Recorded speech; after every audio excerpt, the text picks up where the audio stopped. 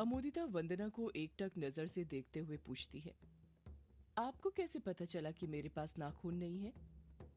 वंदना अपने चेहरे पर चतुर मुस्कान लाती है पर कहती कुछ नहीं। अमोदिता फिर पूछती है, बोलिए भाभी, आप चुप क्यों हैं? आपको कैसे पता कि मेरे पास मेरा नाखून नहीं है? वंदना धीरे से कहती है, तूने अपना नाखून कर्ण पिशाचनी को दे दिया था ना अमोदिता। वंदना की बातें सुनकर अमोदिता हक्की बक्की रह गई थी। वो बिल्कुल अंदाजा नहीं लगा पा रही थी कि वंदना को ये सब कैसे पता चला था। अमोदिता वंदना पर दबाव बनाते हुए पूछती है, आपको ये सब कैसे पता चला वंदना भाभी, बताइए प्लीज। वंदना अपनी भौएं ऊपर करते हुए कहती है, तुम दोनों माँ बेटी को क्या लगा कि कर्ण पिशाचनी साधना सिर्फ तुम माँ बेटी कर सकती हो और कोई नहीं कर सकता? अमोदिता वंदना को एकटक नजर से देखते हुए धीरे धीरे कहती है, इसका मतलब आपने कर्ण पिशाचनी साधना करी थी? वंदना हामी भरते हुए कहती है, हाँ करी थी। उस रात जब तुम दोनों माँ बेटी को लगा कि मैं बेहोश हो गई हूँ तो मैं बेहोश नहीं हुई थी, बल्कि नाटक कर रही थी। तुम दोनों की सारी बातें सुन रही थी और मैंने उसी वक्त कर्ण पिशाचनी साधना सीख ली थी। अमोदिता हैरानी के साथ पूछती है, आपने कर्ण पिशाचनी साधना क्यों करी थी वंदना भाभी?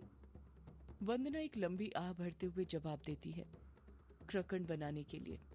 अमोदिता अजीब सा मुंह बनाते हुए कहती है, क्या बोला आपने? क्रकण? ये क्या है? वंदना जवाब देती है, क्रकण वो हथियार है जिससे यक्षिणी को मारा जा सकता है। अमोदिता तुरंत पूछती है, आपको इस हथियार के बारे में कैसे पता चला वंदना भाभी? वंदना बात को घुमाते हुए कहती है, मुझे यक्षिणी से मेरे विराट की मौत का बदला लेना था, पर मुझे नहीं पता था कि यक्षिणी को कैसे मारा जा सकता है। दुनिया में हर शख्स की कोई ना कोई कमजोरी होती है। मुझे अंदाजा था यक्षिणी की भी कोई ना कोई कमजोरी जरूर होगी और मैं कई सालों से वही पता करने में लगी हुई थी। पर उस रात जब मैंने तुम माँ बेटी को कर्ण पिशाचनी साधना करते देखा तो मैं समझ गई, उसके पास हर सवाल का जवाब मौजूद है। कर्ण पिशाचनी मुझे बता सकती है कि यक्षिणी को कैसे मारा जा सकता है। जब तहखाने में कोई नहीं था, उस रात में कर्ण पिशाचनी साधना करने तहखाने में गई थी। वंदना अतीत के पलों में चली जाती है, जब वो तहखाने में बैठकर कर्ण पिशाचनी साधना कर रही थी। तहखाने के अंदर ज्यादा रोशनी नहीं थी। वंदना के सामने कब्रिस्तान से लाया हुआ पत्थर रखा हुआ था, जिस पर एक कांसे की थाली और एक बुझा दीपक था। उसी के बगल में कटी हुई मछली का सिर और धड़ रखा था, जिसकी वंदना ने बलि दी थी कर्ण पिशाचनी को बुलाने के लिए। वंदना की आंखें बंद थी। वंदना मंत्र का जाप करते हुए कहती है, मम कर्ण अवतरावतर अतीत नागत वर्तमाननि दर्शय दर्शय मम भविष्य कथयिम कर्ण पिशाचिनी स्वाहा। ओम नमः कर्ण पिशाचिनी अमोघ सत्यवादिनी मम कर्ण अवतरावतर अतीत नागत वर्तमानानि दर्शय दर्शय मम भविष्य कथयिम कर्ण पिशाचिनी स्वाहा। वंदना बार बार यही मंत्र का जाप कर रही थी और देखते ही देखते वंदना के सामने जो दिया रखा हुआ था वो जल जाता है। वंदना के कान में एक औरत की फुसफुसाती हुई आवाज सुनाई देती है, पूछो पूछो, सवाल पूछो, कर्ण पिशाचनी से अपने मन के ख्याल पूछो। वंदना समझ जाती है कि उसकी साधना सफल हो गई। वो तुरंत अपनी आंखें खोल देती है और अपने आसपास कर्ण पिशाचनी को ढूंढने लग जाती है, पर वो उसे कहीं दिखाई नहीं देती है। वंदना को फिर फुसफुसाती हुई आवाज सुनाई देती है, पूछो पूछो, सवाल पूछो, कर्ण पिशाचनी से अपने मन के ख्याल पूछो। वंदना बिना वक्त गंवाए पूछती है, मुझे जानना है कि यक्षिणी को कैसे मारा जा सकता है। कर्ण पिशाचनी की डरावनी आवाज सुनाई देती है, क्रकण, क्रकण हथियार से यक्षिणी को मारा जा सकता है। वंदना खुश होते हुए पूछती है, मुझे ये क्रकण हथियार कहाँ पर मिलेगा? कर्ण पिशाचनी जवाब देती है, क्रकण हथियार तुझे कहीं नहीं मिलेगा, उसे तुझे बनाना पड़ेगा। वंदना झट से पूछती है, तो फिर मुझे ये बताओ क्रकण कैसे बनेगा? कर्ण पिशाचनी जवाब देती है, क्रकण बनाने के लिए तुझे डायन का बाल, उल्लू की हड्डी, सांप की चमड़ी, शमशान की राख, शुद्ध खून, शुद्ध जल, पवित्र स्थल की मिट्टी और सबसे जरूरी सौदाइन के नाखून की जरूरत पड़ेगी। इन्हीं से क्रकण हथियार तैयार किया जा सकता है। वंदना मन ही मन सोचने लग जाती है, ये खून, मिट्टी, राख, चमड़ी, हड्डी, बाल, इन सब का इंतजाम तो मैं कर लूंगी, पर सौदाइन के नाखून का क्या करूं? मैं भी एक सौदाइन हूं, पर मैं अपना नाखून इस हथियार में उपयोग नहीं कर सकती, क्योंकि एक सौदाइन की शक्ति उसके नाखून में होती है और मैं अपनी शक्ति खोना नहीं चाहती। कर्ण पिशाचनी की आवाज सुनाई देती है। पूछो पूछो, सवाल पूछो, कर्ण पिशाचनी से अपने मन की ख्याल पूछो। वंदना मन में सोचती है, मुझे जल्दी इस कर्ण पिशाचनी से कुछ पूछना पड़ेगा, वरना ये मेरा खून पीना शुरू कर देगी। वंदना सौदाइन के बारे में सोच ही रही थी कि तभी उसके दिमाग में रजनी और अमोदिता का ख्याल आता है। वंदना दिमाग लगाती है, रजनी और अमोदिता भी तो सौदाइन है। अगर मैं इस कर्ण पिशाचनी से पूछूं कि रजनी और अमोदिता ने अपना नाखून कहाँ रखा है, तो मैं वहां से उसे चोरी कर सकती हूँ। रजनी का नाखून चोरी करना कठिन होगा क्योंकि वो चालाक है, पर मैं अमोदिता का नाखून आसानी से चोरी कर सकती हूँ क्योंकि वो नालायक है। कर्ण पिशाचनी गुस्से से कहती है, पूछो पूछो, सवाल पूछो, कर्ण पिशाचनी से अपने मन के ख्याल पूछो। वंदना पूछती है, मुझे बताओ कर्ण पिशाचनी, अमोदिता का नाखून इस वक्त कहाँ पर है? कर्ण पिशाचनी फुसफुसाते हुए कहती है, वो मेरे पास है। कर्ण पिशाचनी का जवाब पाकर पहले तो वंदना एकदम दंग रह जाती है, पर उसे अंदाजा था जरूर अमोदिता ने कुछ न कुछ बेवकूफी करी होगी, जिस वजह से कर्ण पिशाचनी के पास इस वक्त अमोदिता का नाखून था। वंदना सीधे मुद्दे पर आते हुए कहती है, मुझे अमोदिता का नाखून दे दो कर्ण पिशाचनी। वंदना का सवाल सुनकर कर्ण पिशाचनी हंसने लग जाती है। उसके हंसने की आवाज तहखाने में गूंजने लग गई थी। वंदना के समझ नहीं आ रहा था कि कर्ण पिशाचनी क्यों हंस रही थी। वंदना फिर अपनी बात दोहराती है, मुझे अमोदिता का नाखून दे दो कर्ण पिशाचनी। कर्ण पिशाचनी भारी आवाज में कहती है, तू शायद भूल रही है वंदना, कर्ण पिशाचनी लोगों के सवालों के जवाब देती है, ना कि उन्हें उनकी जरूरत का सामान देती है। वंदना समझ गई थी कि कर्ण पिशाचनी ऐसे उसे अमोदिता का नाखून नहीं देने वाली थी, उसे कुछ करना पड़ेगा। जब वंदना कुछ सवाल नहीं पूछती तो कर्ण पिशाचनी को गुस्सा आने लग जाता है और वो वंदना के कान से उसके शरीर की ऊर्जा खींचने लग जाती है, उसका खून पीने लग जाती है। वंदना दर्द से कराहते हुए कहती है, आ, ऐसा मत करो, रुको। वंदना दर्द से कराहने लग गई थी, उसके रोम रोम में दर्द होने लग गया था। कर्ण पिशाचनी डरावनी आवाज में बार बार वंदना के कान में एक ही बात गुनगुना रही थी, पूछो पूछो, सवाल पूछो, कर्ण पिशाचिनी से अपने मन के ख्याल पूछो। वंदना जल्दी से अपना चालाक दिमाग दौड़ाती है और कर्ण पिशाचनी को उसी के जाल में फंसाते हुए कहती है, ठीक है, तुम चाहती हो ना मैं तुमसे सवाल पूछती रहूं, तो मैं पूछती हूँ तुमसे सवाल। मुझे बताओ कर्ण पिशाचनी कि मैं तुमसे यानी कर्ण पिशाचनी से अमोदिता का नाखून कैसे ले सकती हूँ? कर्ण पिशाचनी की आवाज आनी बंद हो जाती है। वंदना कर्ण पिशाचनी पर दबाव बनाते हुए कहती है, क्या हुआ कर्ण पिशाचनी, तुम चुप क्यों हो गई? क्या तुम्हारे पास इस सवाल का जवाब नहीं है? तुम तो कहती थी कि कर्ण पिशाचनी के पास सारे सवालों के जवाब हैं। तो फिर मुझे मेरे सवाल का जवाब दो। बताओ मैं कैसे कर्ण पिशाचनी से उसका नाखून ले सकती हूँ? कर्ण पिशाचनी भारी आवाज में कहती है, अगर तुझे कर्ण पिशाचनी से अमोदिता का नाखून लेना है तो तुझे कर्ण पिशाचनी के एक सवाल का जवाब देना पड़ेगा। वंदना मुंह बनाते हुए कहती है, कैसा सवाल? कर्ण पिशाचनी की आवाज सुनाई देती है, कर्ण पिशाचनी के पास इंसानों के सारे सवाल के जवाब है, पर कर्ण पिशाचनी के पास खुद एक ऐसा सवाल है जिसका जवाब वो कई दशकों से ढूंढ रही है। वंदना फिर पूछती है, कौन सा सवाल बताओ कर्ण पिशाचनी? कर्ण पिशाचनी कहती है, सवाल बताने से पहले तेरा ये जानना जरूरी है कि अगर तू सवाल का सही जवाब नहीं दे पाई तो तुझे मरना होगा। तेरे शरीर में जितना खून होगा सब मेरा होगा। क्या इसके लिए तू तैयार है? वंदना कुछ जवाब नहीं देती है, चुप बैठती है। कर्ण पिशाचनी की हंसते हुए आवाज सुनाई देती है,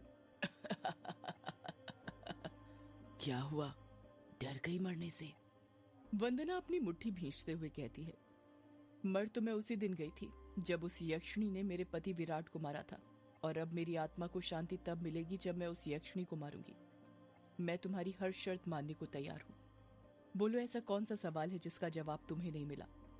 कर्ण पिशाचनी की आवाज सुनाई देती है, दुनिया में इंसान की पहचान उसकी कर्मा से होती है और मेरी पहचान रक्त से है। संसार में प्रत्येक व्यक्ति को एक रूप मिला है, चाहे फिर वो कोई सजीव व्यक्ति हो या निर्जीव। इंसानों, जानवरों, जीवों से लेकर पेड़ पौधों, पहाड़, नदियां, सबको एक रूप मिला है, और मुझे भी। पर मैंने आज तक अपना असली रूप नहीं देखा। तुझे बताना है कि मेरा असली रूप कैसा दिखता है। कर्ण पिशाचनी का सवाल सुनकर वंदना घबरा जाती है। वंदना बौखलाहट के साथ कहती है, ये कैसे मुमकिन है? जब तूने ही अपना चेहरा नहीं देखा तो मैं कैसे बता सकती हूँ कि तू कैसी दिखती है? कर्ण पिशाचनी हंसते हुए कहती है, मैंने कहा था ना, मेरे पास एक सवाल है जिसका जवाब मुझे नहीं पता। तुझे तेरी शर्त याद है ना? यदि तूने जवाब नहीं दिया तो तू। इतना बोलकर कर्ण पिशाचनी चुप हो जाती है। अचानक से वंदना के सामने एक गोल आईना आ जाता है जो उसके ठीक सामने था, पर उसमें उसे उसका रूप नहीं दिख रहा था। कर्ण पिशाचनी की आवाज सुनाई देती है, बता कर्ण पिशाचनी का रूप कैसा है? जैसा तू सोचेगी वैसा ही रूप आईने में देखने लगेगी। वंदना का दिमाग चकरा गया था। वंदना सोचने लग जाती है कि आखिर कर्ण पिशाचनी कैसी दिखती थी। जितना उसने कर्ण पिशाचनी के बारे में सुना था उस हिसाब से कर्ण पिशाचनी के शरीर का रंग लाल होता है और वो रक्त से लदी रहती है, बहुत ही डरावनी और घिनौनी, जिसे देखकर किसी के भी रोंगटे खड़े हो जाए। कर्ण पिशाचिनी ने जब से वो सवाल पूछा था तब से ही वो वंदना का खून उसके कान से खींचे जा रही थी। वंदना के पास वक्त बहुत कम था। कर्ण पिशाचिनी कहती है, जल्दी कर, वक्त निकला जा रहा है, मैं तेरा सारा खून पीने के लिए बेताब हूँ। वंदना सोचने लग जाती है कि कर्ण पिशाचिनी कैसी दिख सकती थी। जैसा जैसा वो उसके रूप के बारे में सोचते जा रही थी वैसा ही रूप उसके सामने रखे आईने में बनता जा रहा था। वो बार बार किसी लड़की के चेहरे की आंख नाक के बारे में सोचती थी और उसे अपने दिमाग से मिटा देती थी, जिस कारण आईने में किसी का चेहरा पूरा नहीं बन पा रहा था। वंदना बहुत कंफ्यूज हो गई थी ये सोचकर कि आखिर कर्ण पिशाचनी कैसे दिख सकती थी। वंदना कर्ण पिशाचनी के रूप के बारे में सोच ही रही थी कि तभी उसे आईने में ग्रेवयार्ड कोठी नजर आने लग जाती है और उसी ग्रेवयार्ड कोठी का एक कमरा। वंदना के मन में कुछ आता है और वो एक चेहरा बनाने लग जाती है। उसे वो चेहरा बनाने में बस 1 सेकंड लगता है। वंदना हिचकिचाहट के साथ धीरे से कहती है, मैंने तुम्हारा चेहरा बना दिया कर्ण पिशाचनी, तुम ऐसी ही दिखती हो। कोई जवाब नहीं आता है। वंदना कर्ण पिशाचनी के जवाब का इंतजार कर रही थी। वंदना की जान हलक में थी। उसे कुछ अंदाजा नहीं था कि वो सही थी या फिर गलत, पर कर्ण पिशाचनी का कुछ जवाब नहीं आता है। वंदना धीरे से कहती है, कुछ बोलो कर्ण पिशाचनी, तुम ऐसी दिखती हो ना? फिर कुछ जवाब नहीं आता, बल्कि उसकी जगह वंदना के कान से उसका खून पीना बंद कर देती है और अचानक उसके सामने जो आईना था वो नाखून में परिवर्तित हो जाता है। आईना गायब हो गया था। वंदना तुरंत उस नाखून को अपने दोनों हाथ में पकड़ लेती है। वंदना उस नाखून पर अपनी उंगली फेरते हुए कहती है, मुझे अमोदिता का नाखून मिल गया। मतलब मैंने कर्ण पिशाचनी के सवाल का सही जवाब दे दिया। अब मुझे क्रकंड हथियार बनाने से कोई नहीं रोक सकता। अब तुम मरेगी यक्षिणी, मेरे हाथों से मरेगी। वंदना अतीत के पलों में से बाहर आ जाती है। जो वंदना ने बताया था अमोदिता ने उसकी सारी बातें बड़े गौर से सुनी थी। अमोदिता हैरानी के साथ वंदना से पूछती है, वंदना भाभी, उस रात आपने आईने में किसका चेहरा बनाया था? वंदना गहरी सांस लेकर जवाब देती है, यक्षिणी का। अमोदिता शॉक्ड होते हुए कहती है, क्या कहा? यक्षिणी का? वंदना हामी भरते हुए कहती है, यक्षिणी का। यक्षिणी एक दूसरे लोक से आई हुई देवी है और कर्ण पिशाचनी भी एक देवी है जिसे अतीत और वर्तमान सबका ज्ञान है। संसार में कई देवियां हैं जिनके नाम और कर्म अलग अलग हैं, पर रूप समस्त देवी का एक ही होता है, क्योंकि संसार की सारी देवियां एक हैं, बस नाम बदल दिए गए हैं। मुझे अंदाजा लग गया था कि कर्ण पिशाचनी भी यक्षिणी की तरह दिखती होगी, इसलिए मैंने आईने में उसका चेहरा बनाया था। अमोदिता अपना दिमाग दौड़ाते हुए कहती है, किसी का चेहरा हम तब बना सकते हैं जब हमने उसे पहले कभी देखा हो। आपने यक्षिणी को पहले कहाँ देखा था वंदना भाभी? वंदना बातों में बह जाती है और तुरंत जवाब दे बैठती है, ग्रेवयार्ड कोठी में, जब मैं विराट के गुजरने के बाद उस रात वहां गई थी तब। अमोदिता शॉक्ड होते हुए कहती है, क्या कहा? उस रात? उस रात तो छोटे फूफा जी, मेरा मतलब है युग जी के पापा भी ग्रेवयार्ड कोठी में थे ना? अमोदिता याद करते हुए कहती है, वहीं से लौटने के बाद आपने पागल बनने का नाटक किया था ना भाभी? उस रात वहां पर क्या हुआ था जिसके कारण आपको पागल बनने का नाटक करना पड़ा? बताइए भाभी, यक्षिणी, अनुराग फूफा जी और आपके बीच में क्या हुआ था? आपने वहां क्या देखा था? वंदना अमोदिता से अपनी नजरें चुराते हुए कहती है, तुझे जितना जानना था उतना तू जान चुकी है, समझी? मैं कोई कर्ण पिशाचनी नहीं हूं जो तेरे सारे सवालों के जवाब दूं। अमोदिता फिर पूछने की कोशिश करती है, बताइए ना भाभी, उस रात क्या हुआ था? वंदना गुस्से से फिर वही बात दोहरा देती है, अमोदिता समझ जाती है कि वंदना अब उसे कुछ नहीं बताने वाली। वंदना टॉपिक चेंज करते हुए कहती है, अमोदिता, तुझे तेरा नाखून चाहिए ना? अमोदिता हड़बड़ाहट के साथ कहती है, हाँ भाभी चाहिए। वंदना कहती है, उसके लिए तुझे मेरा एक काम करना पड़ेगा। अमोदिता झट से कहती है, कैसा काम? वंदना जवाब देती है, मुझे लगा था तेरा नाखून पाने के बाद कृकन हथियार बनाने के लिए मैं बाकी सब चीजें आसानी से जमा कर लूंगी, पर ऐसा हुआ नहीं। वही चीजें जमा करने में मुझे महीनों लग गए और अभी तक उल्लू की हड्डी का इंतजाम नहीं कर पाई हूँ। उस मंगलू को बोला तो है, पर मुझे नहीं लगता वो इंतजाम कर पाएगा। इसलिए मैं चाहती हूँ कि तू मेरे लिए उल्लू की हड्डी का इंतजाम करे। अमोदिता अपनी भवें ऊपर करते हुए कहती है, आप किसे बेवकूफ बना रही हैं भाभी? आप मेरा नाखून कृकन हथियार बनाने में यूज करने वाली हैं, फिर आप मुझे मेरा नाखून कैसे दे देंगी? वंदना कहती है, माना मैं तेरा नाखून यूज कर रही हूँ और उसे यूज करने के बाद उसकी सारी शक्तियां खत्म हो जाएंगी, पर तू फिक्र मत कर। यक्षिणी को मारने के बाद तू मेरा नाखून ले लेना। मेरा मकसद बस यक्षिणी को मारना है। अमोदिता तुरंत कहती है, तो फिर आप अपना ही नाखून क्यों नहीं यूज करती कृकन हथियार बनाने में? वंदना कहती है, क्योंकि हथियार बनाने के बाद मुझे यक्षिणी को मारना है और यक्षिणी को मारना इतना आसान नहीं है। उसे मारने के लिए मुझे सौदाइन की शक्तियों की जरूरत पड़ेगी।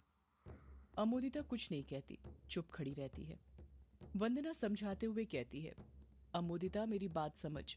यक्षिणी को मारना बहुत जरूरी है क्योंकि वो युग के पीछे पड़ी है, वो उसे मारना चाहती है। अमोदिता हैरानी के साथ कहती है, क्या कहा? यक्षिणी मेरे युग जी को मारना चाहती है, पर क्यों? सर